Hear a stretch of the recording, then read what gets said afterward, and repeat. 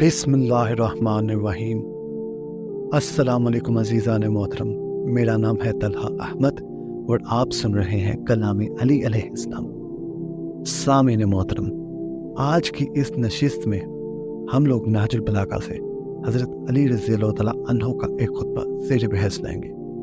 अल्लाह हमें उनका कलाम समझने की कुव्वत दे। हम एक लम्हे में खुतबा सुनेंगे। उससे पहले आप अगर मेरी इस काविश से कुछ सीख रहे हैं और अगर आप चाहें तो मुझे सपोर्ट कीजिए, कलाम अली अलैहिस्सलाम को दूसरों तक पहुंचाएं।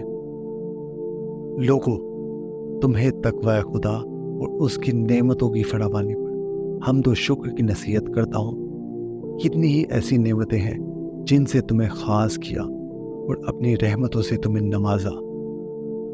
तुमने खुली बेशर्मी की मगर उसने पर्दापोशी की, उसकी ज़र और गिरफ्त में आए मगर उसने मोहलत दी।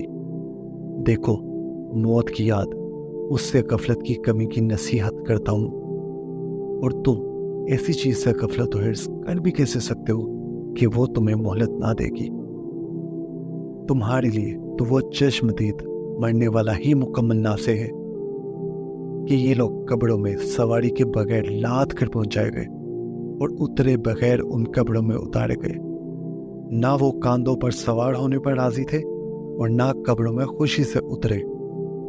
फिर तो ऐसे हो गए जैसे दुनिया में कोई तामीर ही ना की थी और आखिरत हमेशा से उनका घर थी।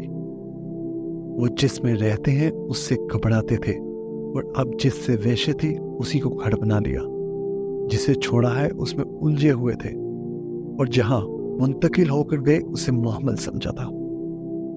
अब ना बुराई से मुंतकिल होने का इख्तियार है और ना किसी अच्छाई में ज़्यादती कर सकते हैं। दुनिया से मानूस हो गए थे और उसने उन्हें फरेब दिया और जिस पर एतमाद किया था उसने चित कर दिया।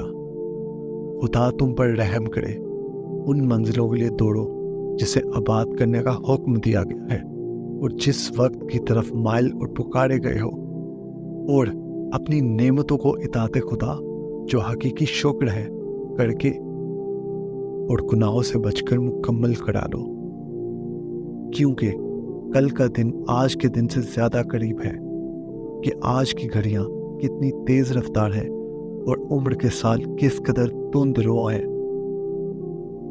जी अजीज़ान मोहतरम, आपने खुतबा सुना। अब हम इस हसीन कलाम की मुख्तसर तशरीह करने के साथ इसके पैगाम को आगाज़ करेंगे।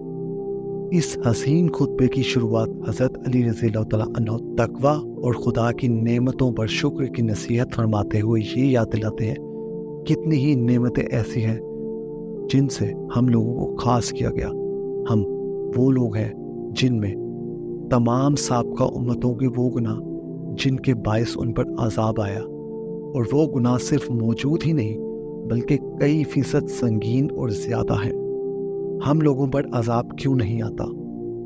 अल्लाह ने आका अलैहिस्सलाम के सदके तमाम बनी आदम पर एहसान फरमाया कि जब तक आका अलैहिस्सलाम मौजूद हैं, कोई भी इंसान, ख्वाह वो किसी भी दीन से ताल्लुक़ रखता हो या बेदीन हो, अज़ाब में गिरफ्तार नहीं होगा। फिर मौत की याद दिलाते हुए नसीहत फरमाते हैं कि हमारे लिए मरने वाला ही नसीहत के लिए काफ़ी है, और हम लोग नमाज जनाजा पढ़कर वापस आते ही बेवकूफ़ हो जाते हैं। फिर ये वजाहत फरमाते हैं कि सारी ज़िंदगी इंसान जिस घर और उसके मसाइल में उलझा रहता है उसे छोड़ आया है, उसकी अब कोई परवाह भी नहीं, और जिस कब्रिस्तान के करीब से एक लम्हे के लिए गुजरते हुए भी घबराता था, अब उसमें ताअबद रहेगा। फिर वो इंसान की आजिज़ी की इंतहा को इस तरह बयान फरमाते हैं कि इंसान सारी उम्र मुतकब्बिर रहता है और उसका इख्तिताम इस अंदाज में होता है कि खुद कांधों से उतरकर कब्र में भी नहीं जा सकता। अब ना कोई अच्छा काम कर सकता है और ना ही किए हुए गुनाह को मिटा सकता है।